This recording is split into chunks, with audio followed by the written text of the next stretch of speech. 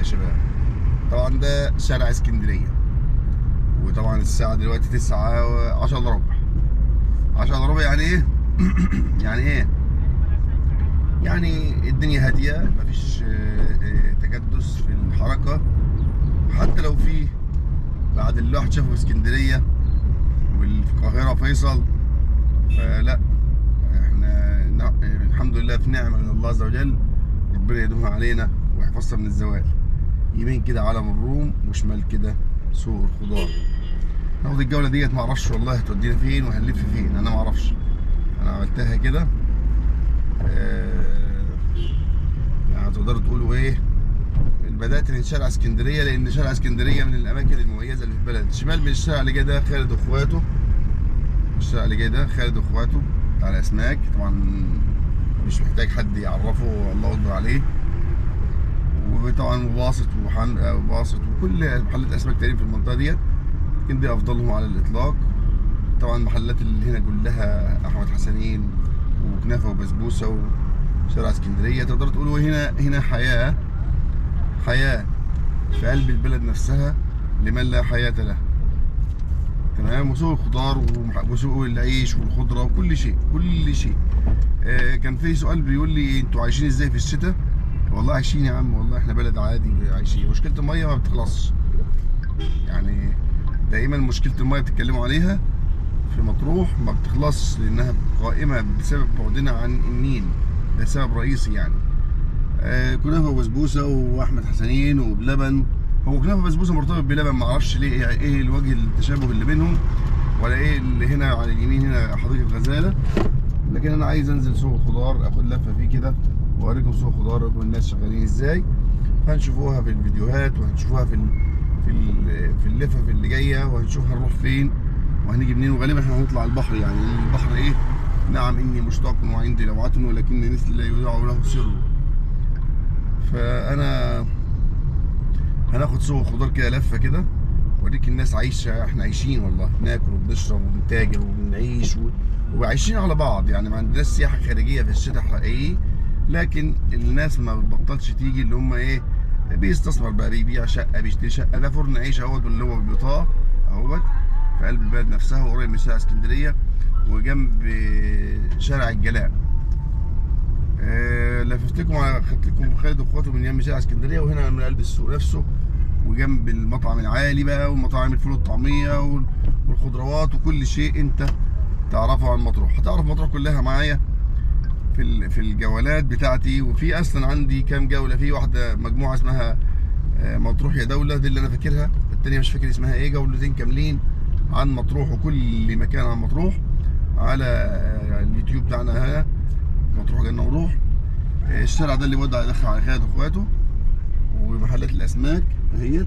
والله الناس تخش اسلم عليه، لكن انا بدات الفيديو فخليني اكمل الفيديو بتاعي وايه، وبعد كده نبقى نرجع له هو مخصوص، نيجي نسلم عليه مخصوص. يستاهل خالد، يستاهل ابو حمزه. في زي ما قلت لكم في جميع جولتنا هنا احنا بنتعرف على البلد، وبنعرف البلد نفسها بشوارعها، بالناس اللي بتحب مطروح عارفه احنا بنروح فين وبنيجي منين، والناس اللي ما جاتش قبل كده اهو خد فكره عن البلد ووضعها وشكلها. وهي كلها نفرين وطفايه، يعني كلها على بعضها صغيره بالنسبه للبلاد الثانيه الكبيره، بالنسبه لاسكندريه وبالنسبه للقاهره والاماكن الزحمه. طبعا هنا الوضع مختلف قلبا وقالبا، يعني هنا الوضع مختلف نهائيا. فانت لو انت من عشاق مطروح انت هتستمتع قوي قوي بالجولات ديت، لانك عارف قد ايه اللي احنا بنعمله ده فيه روح في الشتاء. طبعا ما هي خضارين، طبعا محلات الخضار دايما بتبقى اغلى سنه سيكه من السوق، لكنها متوفره جنبك. انت بتعوز حاجه بتجيبها. دايما الاسعار بتكون في قولوا معايا، في منطقه البحر اللي هي المصيف، غير الاسعار اللي جوه البلد هنا، غير الاسعار اللي في السوق الرئيسي. كل سعر وليه سعره. افضل محل من محلات من افضل محلات الجزاره اللي انا شخصيا بتعامل معاها المحروسه، ناس محترمين، في ناس كتير جدا محترمه، لكن من المحل ده من افضل المحلات اللي انا بحب اتعامل معاه. يعني نحسبهم الله حسيبهم انهم على خير. فانتوا دايما وابدا اسال، اعرف الجولات بتاعتك بتروح فين، بتيجي منين.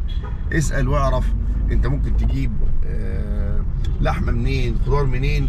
خليك دايما ايجابي وانقل الصوره للي تعرفه. جربت مطعم حلو قول المطعم ده حلو، جربت مطعم وحش. وعلى فكره مش شرط ان انا اقول لك فلان حلو وتلاقيه حلو 100%. ممكن جدا اليوم اللي انا اكلت فيه غير اليوم اللي انت اكلت فيه، ممكن الشيف ده غير الشيف ده، ممكن مزاج صاحب المطعم غير مزاج صاحب، ممكن السعر جدا يكون اتغير.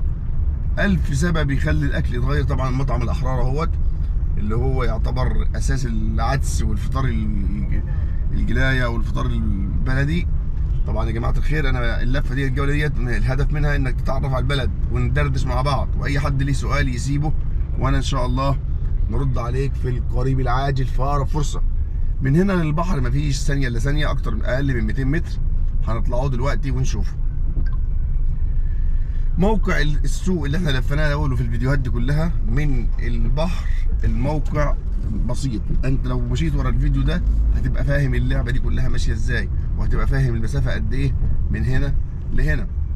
هنطلع على البحر دلوقتي وهنطلع على الميه وهنبدا نشوف هنعمل يومنا ازاي وهيخلص يومنا ازاي. هصور لكم فيديوهات كتيره. المكتبه العامه اهيت، هنقل لكم الصوره اللي في البلد.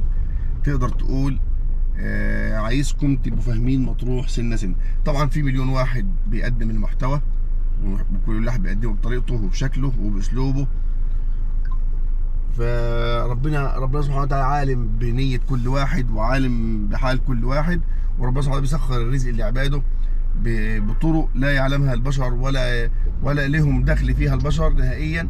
بالعكس احنا كبشر ملناش دخل ابدا في رزق ربنا سبحانه وتعالى.